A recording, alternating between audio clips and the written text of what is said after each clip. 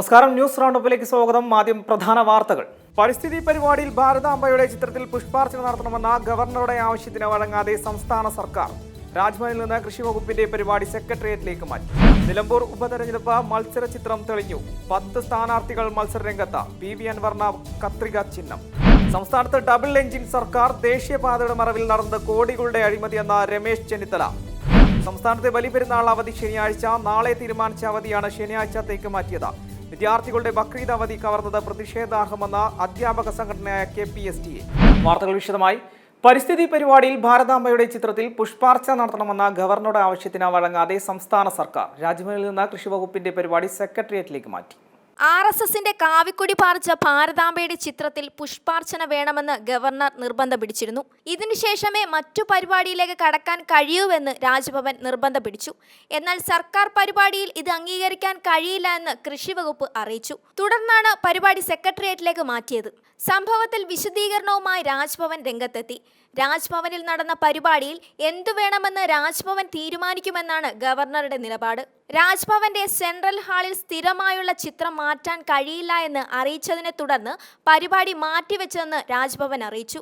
മുഖ്യമന്ത്രിയുമായി സംസാരിച്ചതിനു പിന്നാലെയാണ് പരിപാടി ദർബാർ ഹാളിലേക്ക് മാറ്റാൻ തീരുമാനിച്ചതെന്ന് കൃഷിമന്ത്രി P. പ്രസാദ് അറിയിച്ചു. ഒരു മാറ്റം വരുത്തിയിട്ടുണ്ട്. ആ മാറ്റം നമുക്ക് ഗവൺമെന്റിന്റെ പരിപാടിക്ക് ഉൾപ്പെടുത്താൻ പറ്റാത്ത തരത്തിലുള്ള ഒരു മാറ്റമാണ് അവിടെ ഉണ്ടായത്. അത് അംഗീകരിക്കാൻ സർക്കാരിന് പ്രയാസമാണെന്നുള്ളത് ഞങ്ങൾ ആ പരിപാടി അവിടെ മാറ്റുകയായിരുന്നു. അതിൻ്റെ അടിസ്ഥാനത്തിലാണ് ഇപ്പോൾ സെക്രട്ടേറിയറ്റിൻ്റെ ദർബാർ ഹാളിൽ സംസ്ഥാന കൃഷി വകുപ്പിൻ്റെ പരിസ്ഥിതി ദിന ആചരണത്തിൻ്റെ ഭാഗമായിട്ടുള്ള പരിപാടി സംഘടിപ്പിക്കുകയും സെക്രട്ടേറിയറ്റ് വളപ്പിൽ പല വൃക്ഷത്തൈകൾ നട്ടുകൊണ്ട് ആ പരിപാടി ഉദ്ഘാടനം ചെയ്യുകയും ചെയ്തു. RSS ഇന്ത്യയിൽ മാത്രം ഉപയോഗിക്കുന്ന ഭാരതാംബ ചിത്രം ഒരു സർക്കാർ പരിപാടിയുടെ ഭാഗമാക്കുന്നത് ഭരണഘടനാപരമായി ശരിയല്ല. ഭരണഘടന ലംഘിച്ചുകൊണ്ടുള്ള പ്രവർത്തനം സർക്കാരിന് ചെയ്യാൻ സാധിക്കില്ല. സാധാരണ രീതിയിലുള്ള ഭാരതമാതാവിൻ്റെ ചിത്രമാണെങ്കിൽ ഞങ്ങൾക്ക് പ്രയാസമില്ല. പക്ഷേ അതല്ലാത്തത് കൊണ്ടാണ് പരിപാടി ഒഴിവാക്കിയത്. കേരളശ്രീ പുരസ്കാരം വിതരണം നടക്കുന്ന ചടങ്ങിൽ പോലും ആ ചിത്രം അവിടെ ഉണ്ടായിരുന്നില്ല. പെട്ടെന്ന് എവിടെ നിന്നാണ് ചിത്രം വന്നതെന്ന് P. പ്രസാദ് ചോദിച്ചു. ബാഹ്യശക്തികൾ രാജ്ഭവനെ നിയന്ത്രിക്കുന്നത് ഇന്ത്യൻ ജനാധിപത്യത്തിന്റെ അപകടകരമായ അവസ്ഥയാണ്. രാജ്ഭവൻ സങ്കുചിത രാഷ്ട്രീയ പ്രവർത്തനങ്ങൾക്ക് വേദിയാവാൻ പാടില്ല. രാജ്ഭവനിൽ ഇരുന്നു കൊണ്ട് ഗവർണർ ഇത്തരം പ്രവർത്തനങ്ങൾ നടത്താൻ പാടില്ല എന്ന് മന്ത്രി പറഞ്ഞു. M5 news, Thiruvananthapuram. ഭാരതാംബയുടെ ചിത്രത്തിൽ പുഷ്പാർച്ചന നടത്താൻ ആവശ്യപ്പെട്ട വിവാദത്തിൽ വിശദീകരണവുമായി രാജ്ഭവനിൽ നടക്കുന്ന പരിപാടിയിൽ എങ്ങനെ നടത്തണമെന്ന് തീരുമാനിക്കുന്നത് ഗവർണറാണെന്നും പരിപാടി ഇവിടെ നടത്തണമെന്ന് സർക്കാർ ഇങ്ങോട്ട് ആവശ്യപ്പെട്ടതാണെന്നും രാജ്ഭവൻ വിശദീകരിച്ചു. ഭാരതാംബയുടെ ചിത്രം മാറ്റണമെന്ന് ഇന്നലെ വൈകിട്ട് സർക്കാർ ആവശ്യപ്പെട്ടത്. എന്താണ് ചിത്രത്തിന് കുഴപ്പമെന്ന് രാജ്ഭവൻ ചോദിച്ചു. അതിന് സർക്കാർ മറുപടി നൽകിയില്ല എന്നും അതുകൊണ്ടാണ് ചിത്രം മാറ്റേണ്ട എന്ന് തീരുമാനിച്ചതെന്നും വിശദീകരണത്തിൽ പറയുന്നു. നിലമ്പൂർ ഉപതെരഞ്ഞെടുപ്പിൽ മത്സര ചിത്രം തെളിഞ്ഞു. 10 സ്ഥാനാർത്ഥികളാണ് മത്സരരംഗത്തുള്ളത്. PV അൻവർ കത്രിക ചിഹ്നത്തിൽ മത്സരിക്കും. ഇതോടെ നിലമ്പൂർ ഉപതെരഞ്ഞെടുപ്പിലെ മത്സര ചിത്രം തെളിയുകയാണ്. 4 സ്ഥാനാർത്ഥികൾ പത്രിക പിൻവലിക്കാനുള്ള അവസാന തീയതിയായ ഇന്ന് പത്രികകൾ പിൻവലിച്ചു. ഇനി പ്രമുഖ സ്ഥാനാർത്ഥികളടക്കം 10 പേരാണ് മത്സരരംഗത്തുള്ളത്.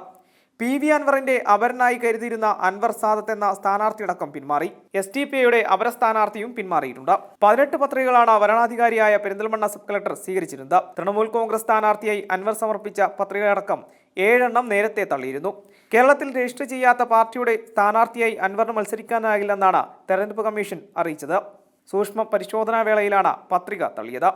ജനകീയ പ്രതിപക്ഷ പ്രതിരോധ മുന്നണി എന്ന പേരിൽ അൻവർ ഒരു മുന്നണിയും രൂപീകരിച്ചിരുന്നു. ഇതിനു മുൻപും നിലമ്പൂരിൽ അൻവർ തിരഞ്ഞെടുപ്പിനെ നേരിട്ടത് സ്വതന്ത്ര സ്ഥാനാർത്ഥിയായി തന്നെയാണ്. എന്നാൽ അന്ന് അൻവറിന് LDFന്റെ പിന്തുണയുണ്ടായിരുന്നു. UDF പിന്തുണയ്ക്കായി അൻവർ കോൺഗ്രസ് മുസ്ലിം ലീഗ് നേതാക്കളുമായി ചർച്ച നടത്തിയെങ്കിലും ചർച്ചകൾ എങ്ങുമെത്തിയില്ല. M5 news, Malappuram. നിലമ്പൂരിലേത് അനാവശ്യ തെരഞ്ഞെടുപ്പെന്ന് ആവർത്തിച്ച് BJP സംസ്ഥാന അധ്യക്ഷൻ രാജീവ് ചന്ദ്രശേഖർ. ഉപതെരഞ്ഞെടുപ്പ് വരുത്തിവെച്ചവർ തന്നെ വീണ്ടും മത്സരിക്കുന്നു. ഇന്ത്യ സഖ്യത്തിന്റെ 4 സ്ഥാനാർത്ഥികളാണ് അവിടെ മത്സരിക്കുന്നത്. LDFും UDFും SDPയും PV അൻവറും ഇന്ത്യ സഖ്യത്തിന്റെ ഭാഗമാണ്.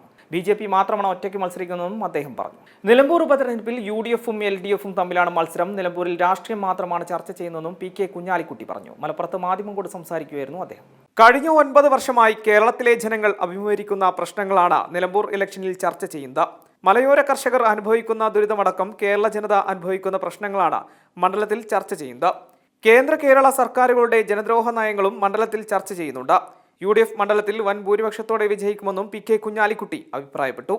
അവിടെ തെരഞ്ഞെടുപ്പ് രംഗം വീക്ഷിക്കുന്ന ആർക്കും മനസ്സിലാവും അവിടെ ഡിസ്കഷൻ എന്ന് പറയുന്നത് ഇന്ന് കേരള സമൂഹം അനുഭവിച്ചുകൊണ്ടിരിക്കുന്ന വിഷയങ്ങളാണ്. അവിടെ മലയോര കർഷകർ കാണുന്നില്ലേ, അവർ മുഴുവൻ UDF സ്ഥാനാർത്ഥിക്ക് പിന്തുണയുമായി പിറകെയുണ്ട്. അതുപോലെ തന്നെ UDF ക്യാമ്പിലെ അത്യുത്സാഹം കാണുന്നില്ല. അതിൻ്റെ കാരണം ജനങ്ങൾ അനുഭവിക്കുന്ന പ്രശ്നങ്ങളിൽ അവിടെ ചർച്ചയാകുന്ന വിഷയം അതാണ്. M5 news Malappuram.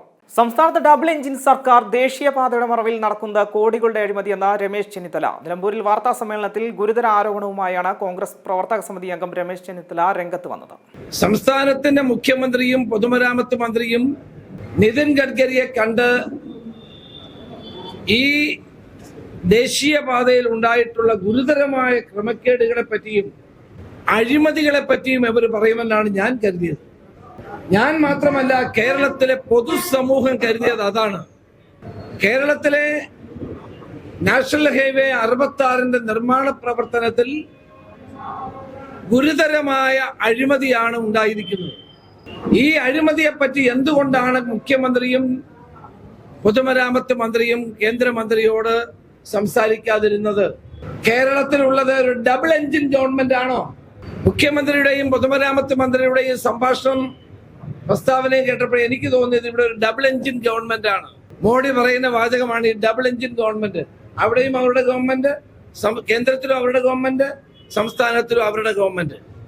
ദേശീയപാത തകർന്നത് മണ്ണിന്റെ കുഴപ്പം കൊണ്ടെന്ന ദേശീയപാത അതോറിറ്റിയുടെ വിശദീകരണം. ഹൈക്കോടതിയിൽ നൽകിയ റിപ്പോർട്ടിലാണ് ദേശീയപാത അതോറിറ്റിയുടെ വിശദീകരണം. ദൃഢതയില്ലാത്ത മണ്ണാണ് അടിസ്ഥാനമായി ഉപയോഗിച്ചതെന്നും സമീപത്ത് വെള്ളം കെട്ടിനിന്നത് മണ്ണിന്റെ ദൃഢത ഇല്ലാതെയാക്കിയെന്നും ഹൈക്കോടതിയിൽ നൽകിയ റിപ്പോർട്ടിൽ ദേശീയപാത അതോറിറ്റി സൂചിപ്പിക്കുന്നുണ്ട്.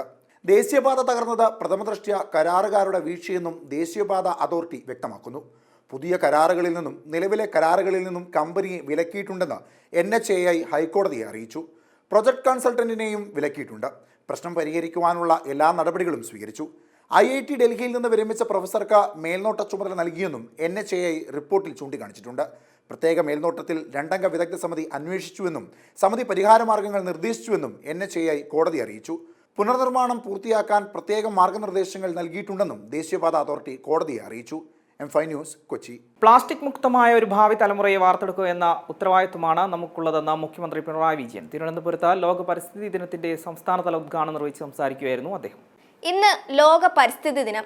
ലോകത്ത് ഒരു വർഷം 400 മില്യൺ ടൺ മാലിന്യങ്ങളാണ് ശേഖരിക്കുന്നത്.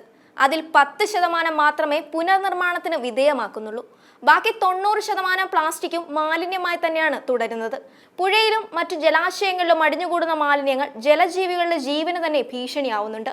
ഇത്തരം ദുരവസ്ഥകൾ തടയുന്നതിന് വേണ്ടി പ്ലാസ്റ്റിക് ഉപയോഗം നിർത്തണമെന്നും അതിനുവേണ്ടി നാം ഒറ്റക്കെട്ടായി മുന്നോട്ട് പോകണമെന്നും മുഖ്യമന്ത്രി പറഞ്ഞു. തിരുവനന്തപുരത്ത് ലോക പരിസ്ഥിതി ദിനത്തിന്റെ ഭാഗമായി സംസ്ഥാന സർക്കാർ സംഘടിപ്പിച്ച പരിപാടിയിൽ സംസാരിക്കുകയായിരുന്നു അദ്ദേഹം. പ്ലാസ്റ്റിക് മുക്തമായ ഒരു ഭാവി തലമുറയെ വാർത്തെടുക്കുക എന്ന ഉത്തരവാദിത്തമാണ് നമുക്കുള്ളതെന്നും മുഖ്യമന്ത്രി കൂട്ടിച്ചേർത്തു. സംസ്ഥാന സർക്കാരും പരിസ്ഥിതി ഡയറക്ടർ ബോർഡും യുനൈസെഫും സംയുക്തമായിട്ടാണ് പരിസ്ഥിതി ദിനാചരണം സംഘടിപ്പിച്ചത്. M5 news, Thiruvananthapuram. സംസ്ഥാനത്ത് ഈ മാസം 10 മുതൽ ട്രോളിംഗ് നിരോധനം ഏർപ്പെടുത്തി ഇന്ന് ചേർന്ന മന്ത്രിസഭാ യോഗത്തിലാണ് തീരുമാനം. ജൂൺ 9 അർദ്ധരാത്രി മുതൽ ജൂലൈ 31 അർദ്ധരാത്രി വരെയാണ് ട്രോളിംഗ് നിരോധനം. 52 ദിവസമാണ് ട്രോളിംഗ് നിരോധനം ഏർപ്പെടുത്തിയിട്ടുള്ളത്. ഇന്ന് ചേർന്ന മന്ത്രിസഭാ യോഗത്തിലാണ് തീരുമാനം. ജൂൺ 9 അർദ്ധരാത്രി മുതൽ ജൂലൈ 31 അർദ്ധരാത്രി വരെ 52 ദിവസമാണ് ട്രോളിംഗ് നിരോധനം ഏർപ്പെടുത്തിയിട്ടുള്ളത്. ഇത് സംബന്ധിച്ച വിജ്ഞാപനം പുറപ്പെടുവിച്ചു. റവന്യൂ വകുപ്പിന്റെ കീഴിൽ ലാൻഡ് ബോർഡിന്റെ നിയന്ത്രണത്തിൽ പ്രവർത്തിക്കുന്ന വിവിധ ഓഫീസുകളിലെ 688 താൽക്കാലിക തസ്തികകൾക്ക് തുടർച്ചാനുമതി നൽകി. ഈ വർഷം ഡിസംബർ 31 വരെ ഒരു വർഷത്തേക്കാണ് തുടർച്ചാനുമതി. ഇന്ന് ചേർന്ന മന്ത്രിസഭാ യോഗത്തിൽ തസ്തിക സൃഷ്ടിക്കൽ, വേതന പരിഷ്കരണം, സമുദായ നാമമാറ്റൽ, തോന്നക്കൽ സയൻസ് പാർക്കിൽ പുതിയ സംരംഭകത്വ പ്രോത്സാഹന കേന്ദ്രം, പാട്ടനിരക്ക് പുതുക്കൽ അടക്കം വിവിധ വിഷയങ്ങളിൽ തീരുമാനമെടുത്തിട്ടുണ്ട്. M5 news, Thiruvananthapuram. ആനയിടഞ്ഞ് ആക്രമണം നടത്തിയാൽ ഉടമസ്ഥനും പാപ്പാന്മാർക്കുമായിരിക്കും ഉത്തരവാദിത്തമെന്ന ഹൈക്കോടതി. ഉത്സവാഘോഷങ്ങൾക്കും മറ്റും യാത്രക്കുമിടയിൽ ആനയിടഞ്ഞ് ആക്രമണം നടത്തിയാൽ ഉടമസ്ഥനും പാപ്പാന്മാരും പൂർണ്ണ ഉത്തരവാദിത്തം ഏറ്റെടുക്കണമെന്ന് ജസ്റ്റിസ് C പ്രദീപ് കുമാർ അധ്യക്ഷനായ ബെഞ്ച് ഉത്തരവിട്ടു. 2008 കുറ്റിക്കാട് ക്ഷേത്രത്തിലെ ഘോഷയാത്രയിൽ ബാസ്റ്റിൻ വിനയശങ്കർ എന്ന ആനയുടെ ആക്രമണത്തിൽ പരിക്കേറ്റ് ചികിത്സയിലിരിക്കെ മരിച്ച വിൻസെന്റിന്റെ കുടുംബാംഗങ്ങൾ നൽകിയ ഹർജി പരിഗണിക്കുകയായിരുന്നു കോടതി. 10,93,000 രൂപ നഷ്ടപരിഹാരം നൽകാനും കോടതി ഉത്തരവിട്ടിട്ടുണ്ട്. 2008 ഏപ്രിൽ 24 കുറ്റിക്കാട് ക്ഷേത്രത്തിലെ പരിപാടിക്കിടെയാണ് അപകടം. വിൻസെന്റ് ആനയുടെ പുറത്തു കയറി സഞ്ചരിക്കവേ മൂലവട്ടം റെയിൽവേ ക്രോസിലെത്തിയപ്പോൾ ആന പെട്ടെന്ന് ആക്രമിക്കുകയായിരുന്നു. M5 news, Kochi. സംസ്ഥാനത്തെ ബലിപെരുന്നാൾ അവധി ശനിയാഴ്ച നാളെ തീരുമാനിച്ച അവധിയാണ് ശനിയാഴ്ചത്തേക്ക് മാറ്റിയത്. മാസപ്പിറവി വൈകിയതിനാൽ ബലിപെരുന്നാൾ മറ്റന്നാളത്തേക്ക് മാറിയതിനാലാണ് അവധിയിലും മാറ്റം വന്നത്. കേരളത്തിൽ മാസപ്പിറവി ദൃശ്യമാവാത്ത ബലിപെരുന്നാൾ ജൂൺ 7 ശനിയാഴ്ചയായിരിക്കും. വിദ്യാർത്ഥികളുടെ ബക്രീദ് അവധി കവർന്നത് പ്രതിഷേധാർഹമെന്ന അധ്യാപക സംഘടനയായ KPSTA. കേരളത്തിൽ ബക്രീദ് അവധി കലണ്ടർ പ്രകാരം ജൂൺ 6 വെള്ളിയാഴ്ചയാണ്. എന്നാൽ ഇപ്പോൾ വന്ന സർക്കാർ ഉത്തരവ് അനുസരിച്ച് ബക്രീദ് അവധി വെള്ളിയാഴ്ചത്തേക്ക് പകരം ശനിയാഴ്ചത്തേക്ക് മാറ്റി. ഇതോടെ ശനിയാഴ്ച അവധിയുള്ള വിദ്യാർത്ഥികൾക്ക് ബക്രീദിന് ഒരു ദിവസം പോലും സർക്കാർ അവധി നൽകാത്ത സാഹചര്യമാണെന്നാണ് വിമർശനം.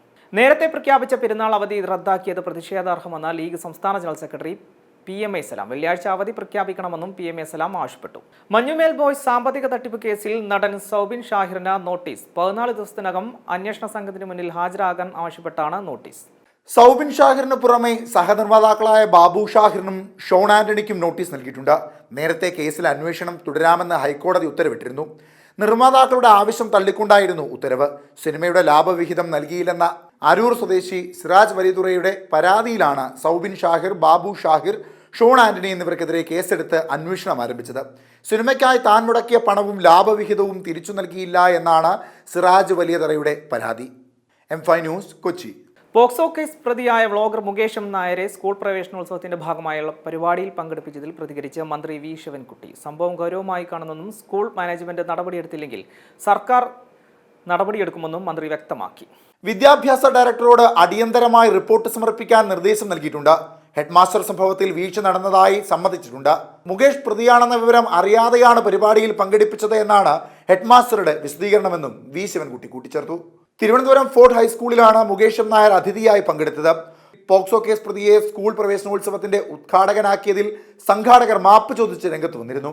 പോക്സോ കേസ് പ്രതിയെന്ന അറിയാതെയാണ് ബ്ലോഗർ മുകേഷ് M. നായരെ ചടങ്ങിൽ പങ്കെടുപ്പിച്ചതെന്ന് സംഘാടകർ വ്യക്തമാക്കുന്നു. ഖേദം പ്രകടിപ്പിച്ച സ്കൂൾ അധികൃതർക്ക് സംഘാടകർ കത്തയച്ചു. സ്കൂളിനും പ്രധാന അധ്യാപകനും ഉണ്ടായ വിഷയത്തിൽ മാപ്പ് ചോദിക്കുന്നു. പശ്ചാത്തലം പരിശോധിക്കാത്തത് തങ്ങളുടെ ഭാഗത്തുണ്ടായ തെറ്റാണെന്നും JCI സംഘാടകർ കത്തിൽ വ്യക്തമാക്കുന്നു. M5 news, Thiruvananthapuram.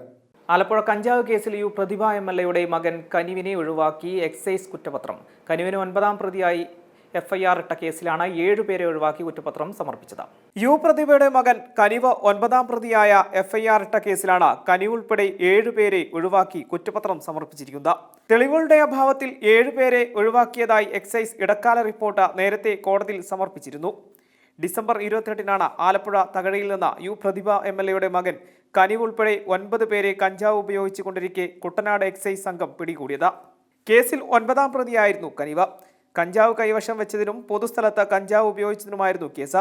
ജാമ്യം കിട്ടുന്ന വകുപ്പുകളായതിനാൽ സ്റ്റേഷൻ ജാമ്യത്തിൽ വിടുകയും ചെയ്തിരുന്നു. M5 news, Alappuzha. കോഴിക്കോട് ഫറൂഖിൽ ബസ്സുകൾക്കിടയിൽപ്പെട്ട പരിക്കേറ്റ ബൈക്ക് യാത്രക്കാരൻ മരിച്ചു. പൂച്ചേരിക്കുന്ന് സ്വദേശി ജഗദീഷ് ബാബുവാണ് മരിച്ചത്. മെഡിക്കൽ കോളേജിൽ ചികിത്സയിലിരിക്കെയാണ് മരണം സംഭവിച്ചത്. ഫറൂഖ് മണ്ണൂരിൽ ഒരേ ദിശയിൽ വരികയായിരുന്ന 2 ബസ്സുകൾക്കിടയിൽ ബൈക്ക് പെടുകയായിരുന്നു. ഇന്നലെ വൈകുന്നേരം 4 മണിക്കായിരുന്നു അപകടം. പരിക്കേറ്റ ജഗദീഷിനെ സമീപത്തെ സ്വകാര്യ ആശുപത്രിയിൽ എത്തിച്ചെങ്കിലും പിന്നീട് വിദഗ്ധ ചികിത്സയ്ക്കായി കോഴിക്കോട് മെഡിക്കൽ കോളേജിലേക്ക് മാറ്റുകയായിരുന്നു. രാത്രിയോടെ മരണം സംഭവിക്കുകയായിരുന്നു. M5 news, Kozhikode. ബംഗളൂരു ചിന്നസ്വാമി സ്റ്റേഡിയത്തിലുണ്ടായ അപകടത്തിൽ കർണാടക ഹൈക്കോടതി സ്വമേധയാ കേസെടുത്തു. ചൊവ്വാഴ്ചക്കകം സർക്കാർ വിശദീകരണം നൽകണം. IPL കിരീടം നേടിയ ടീമിന്റെ വിജയാഘോഷത്തിനിടെ ഉണ്ടായ തിക്കിലും തിരക്കിലും പെട്ട ആരാധകർ കൊല്ലപ്പെട്ടതിൽ അനുശോചനം അറിയിച്ച് റോയൽ ചലഞ്ചേഴ്സ് ബംഗളൂരു. ദൗർഭാഗ്യകരമായ സംഭവമാണ് ഉണ്ടായതെന്നും ആരാധകരുടെ ജീവൻ നഷ്ടമായതിൽ അതിയായ ദുഃഖമുണ്ടെന്നും RCB വാർത്താക്കുറിപ്പിൽ വ്യക്തമാക്കി. ദുരന്തത്തിൽ മരിച്ചവരുടെ കുടുംബാംഗങ്ങളുടെ ദുഃഖത്തിൽ പങ്കുചേരുന്നു. അപകട വിവരം അറിഞ്ഞപ്പോൾ തന്നെ പ്രാദേശിക ഭരണകൂടത്തിന്റെ നിർദ്ദേശമനുസരിച്ച് ആഘോഷ പരിപാടികൾ വെട്ടിച്ചുരുക്കിയെന്നും RCB പ്രസ്താവനയിൽ അറിയിച്ചു. RCBയുടെ പ്രസ്താവന ഇൻസ്റ്റാഗ്രാമിൽ പങ്കുവച്ച വിരാട് കോഹ്ലി ദുരന്തത്തെക്കുറിച്ച് പറയാൻ വാക്കുകളില്ലെന്നും കുറിച്ചു. ആരാധകരുടെ മരണവാർത്ത അറിഞ്ഞതിനു പിന്നാലെ RCB ട്രോഫി പരേഡ് റദ്ദാക്കി. എന്നാൽ സ്റ്റേഡിയത്തിൽ നിശ്ചയിച്ച ആഘോഷ പരിപാടിയുമായി ടീം മുന്നോട്ടു പോയി. ചടങ്ങിൽ ഉപമുഖ്യമന്ത്രി DK ശിവകുമാർ ഉൾപ്പെടെയുള്ളവർ പങ്കെടുക്കുകയും ചെയ്തു. സ്റ്റേഡിയത്തിന് മുന്നിൽ ആരാധകർ മരിച്ചിട്ടും അകത്ത് വിജയം ആഘോഷിച്ച വിരാട് കോഹ്ലിയുടെയും സംഘത്തിന്റെയും നടപടിയാണ് വിമർശനത്തിന് ഇടയാക്കിയിരിക്കുന്നത്. ആഘോഷ ദൃശ്യങ്ങൾ സമൂഹ മാധ്യമങ്ങളിൽ പങ്കുവച്ചെങ്കിലും ശക്തമായ പ്രതിഷേധത്തെ തുടർന്ന് മിക്കവയും പിൻവലിച്ചു. M5 news, Bengaluru. കൊച്ചി കപ്പൽ അപകടത്തിൽ സർക്കാരിനോട് ചോദ്യങ്ങളുമായി ഹൈക്കോടതി. അപകടത്തിന്റെ വിവരങ്ങൾ പൊതുമധ്യത്തിലുണ്ടോ എന്ന് കോടതി ചോദിച്ചു. അപകടത്തിന്റെ വിവരങ്ങൾ പൊതുജനങ്ങൾക്കായി പ്രസിദ്ധീകരിക്കണമെന്നും കോടതി നിർദ്ദേശിച്ചു. കപ്പൽ അപകടം, അപകടത്തിന്റെ വ്യാപ്തി, ആഘാതം എന്നിവ സംബന്ധിച്ച് വിശദമായ വിവരങ്ങൾ ലഭ്യമാക്കണമെന്ന് കോടതി പറഞ്ഞു. സമുദ്ര തീരദേശ ആവാസ വ്യവസ്ഥയെ എങ്ങനെ ബാധിച്ചിട്ടുണ്ട് എന്ന് അറിയിക്കണമെന്ന് കോടതി ആവശ്യപ്പെട്ടു. കാർഗോയിലുണ്ടായിരുന്ന വസ്തുക്കൾ സംബന്ധിച്ചും വിവരങ്ങൾ അറിയിക്കണം. ദേശീയ ഹരിത ട്രിബ്യൂണൽ സ്വമേധയാ നടപടി തുടങ്ങിയെന്ന് സർക്കാർ കോടതിയെ അറിയിച്ചു. 2 ആഴ്ച കഴിഞ്ഞ് വിഷയം വീണ്ടും പരിഗണിക്കും. അതേസമയം കപ്പൽ അപകടത്തെ തുടർന്ന് തീരത്തടിഞ്ഞ 44 കണ്ടെയ്നറുകളിൽ 27 എണ്ണം കൊല്ലം പോർട്ടിലേക്ക് മാറ്റി. കണ്ടെത്തിയ 28 കണ്ടെയ്നറുകളും ശൂന്യമാണ്. 4 കണ്ടെയ്നറുകളിലെ വസ്തുക്കൾ പരിശോധിക്കും. ചെറിയ അഴീക്കലിൽ നിന്ന് മത്സ്യബന്ധനത്തിന് പോയ മത്സ്യത്തൊഴിലാളികൾക്ക് മത്സ്യത്തോടൊപ്പം കശുവണ്ടി ലഭിച്ചു. അപകടം പറ്റിയ കപ്പലിലെ കണ്ടെയ്നറിൽ നിന്ന് കശുവണ്ടി കപ്പലിൽ പോയിരുന്നു.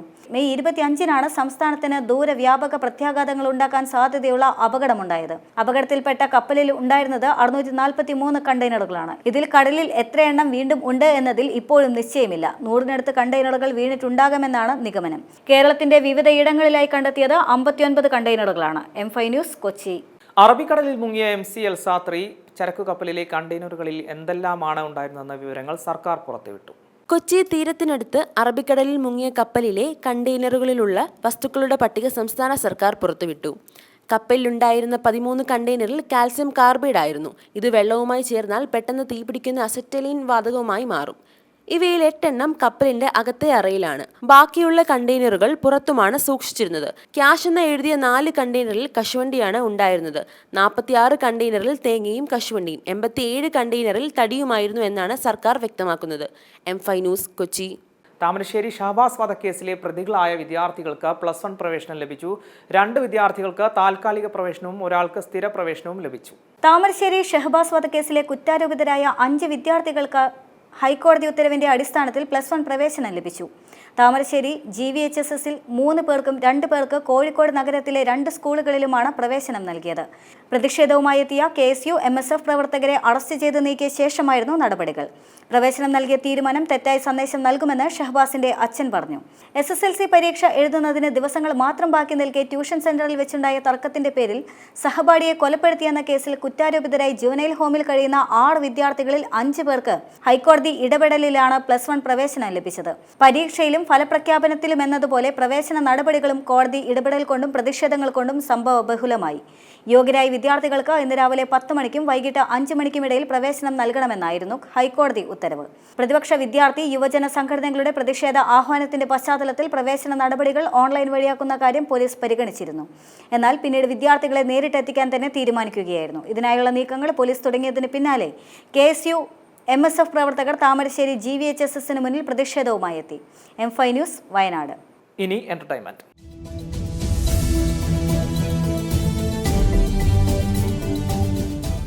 നിരാശപ്പെടുത്തി മോശം പ്രതികരണങ്ങൾ നേടി കമൽഹാസൻ ചിത്രം തഗ് ലൈഫ്. കമൽഹാസനും മണിരത്നവും വർഷങ്ങൾക്ക് ശേഷം ഒന്നിക്കുന്ന തഗ് ലൈഫ് തിയേറ്ററുകളിലേക്ക് എത്തിയിരിക്കുകയാണ്.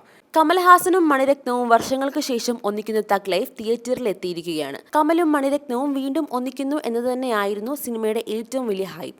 ആദ്യ ഷോ പൂർത്തിയാകുമ്പോൾ മോശം പ്രതികരണങ്ങളാണ് സിനിമയ്ക്ക് ലഭിക്കുന്നത്. മണിരത്നത്തിന്റെ ഏറ്റവും മോശം സിനിമയാണ് തഗ് ലൈഫ് എന്നും നായകന് ശേഷം ഈ ഹിറ്റ് കൂട്ടുകെട്ട് ഒന്നിക്കുമ്പോൾ ഇതിലും മികച്ച സിനിമയായിരുന്നു പ്രതീക്ഷിച്ചതെന്നും സോഷ്യൽ മീഡിയയിൽ അഭിപ്രായങ്ങൾ ഉയരുന്നുണ്ട്. AR റഹ്മാന്റെ പശ്ചാത്തല സംഗീതം പൂർണ്ണമായും നിരാശപ്പെടുത്തിയെന്നും പ്രേക്ഷകർ എക്സിൽ കുറിക്കുന്നുണ്ട്. Entertainment desk, M5 news. Nivin പോളിയുടെ ബെൻസ് ടീസറിന് പിന്നാലെ ചർച്ചയായി സായി അഭിനന്ദന്റെ മ്യൂസിക്. ടീസർ വീഡിയോയിലെ സായി അഭിനന്ദന്റെ തീം സോങ് ഇതിനോടകം വൈറലായി കഴിഞ്ഞു. കൈദിയിലൂടെ സംവിധായകൻ ലോകേഷ് കനകരാജ് തുടക്കം കുറിച്ച് സിനിമാറ്റിക് യൂണിവേഴ്സായ LCUവിലെ അടുത്ത ചിത്രമാണ് ബെൻസ്. രാഘവ ലോറൻസ് നായകനാകുന്ന സിനിമയിലെ ഒരു വമ്പൻ അപ്ഡേറ്റ് ഇന്നലെ പുറത്തു വന്നിരുന്നു. നിവിൻ പോളിയെ വില്ലനായി അവതരിപ്പിച്ചുകൊണ്ടുള്ള സിനിമയുടെ പ്രമോ ഇന്നലെ അണിയറ പ്രവർത്തകർ പുറത്തുവിട്ടിരുന്നു. എന്നാൽ നിവിൻ പോളിയോടൊപ്പം ചർച്ചയാകുന്ന മറ്റൊരു പേര് കൂടിയുണ്ട്, സംഗീത സംവിധായകൻ സായി അഭ്യങ്കർ. അടുത്ത അനിരുദ്ധാണ് സായി അഭ്യങ്കർ എന്നും സിനിമയുടെ മൂഡിനെ പ്രേക്ഷകരിലേക്ക് എത്തിക്കാൻ സായിയുടെ മ്യൂസിക്കിന് സാധിച്ചുമെന്നുമാണ് കമന്റുകൾ. നിരവധി പേരാണ് ടീസറിന് പിന്നാലെ സായി അഭ്യങ്കറിനെ അഭിനന്ദിച്ച് ട്വീറ്റുമായി എത്തിയത്. Entertainment desk, M5 news. പ്രധാന വാർത്തകൾ ഒരിക്കൽ കൂടി. പരിസ്ഥിതി പരിപാടിയിൽ ഭാരതാംബയുടെ ചിത്രത്തിൽ പുഷ്പാർച്ചന നടത്തണമെന്ന ഗവർണറുടെ ആവശ്യത്തിന് വഴങ്ങാതെ സംസ്ഥാന സർക്കാർ. രാജ്ഭവനിൽ നിന്ന് കൃഷി വകുപ്പിന്റെ പരിപാടി സെക്രട്ടേറിയറ്റിലേക്ക് മാറ്റി. നിലമ്പൂർ ഉപതെരഞ്ഞെടുപ്പ് മത്സര ചിത്രം തെളിഞ്ഞു. 10 സ്ഥാനാർത്ഥികൾ മത്സരരംഗത്ത്. PV അൻവറിന് കത്രിക ചിഹ്നം. സംസ്ഥാനത്ത് ഡബിൾ എഞ്ചിൻ സർക്കാർ. ദേശീയപാതയുടെ മറവിൽ നടന്നത് കോടികളുടെ അഴിമതിയെന്ന രമേശ് ചെന്നിത്തല. സംസ്ഥാനത്തെ ബലിപെരുന്നാൾ അവധി ശനിയാഴ്ച. നാളെ തീരുമാനിച്ച അവധിയാണ് ശനിയാഴ്ചത്തേക്ക് മാറ്റിയത്. വിദ്യാർത്ഥികളുടെ ബക്രീദ് അവധി കവർന്നത് പ്രതിഷേധാർഹമെന്ന അധ്യാപക സംഘടനയായ KPSTA. ഇതോടുകൂടി ന്യൂസ് റൗണ്ട് അപ്പ് സമാപിക്കുന്നു. നമസ്കാരം.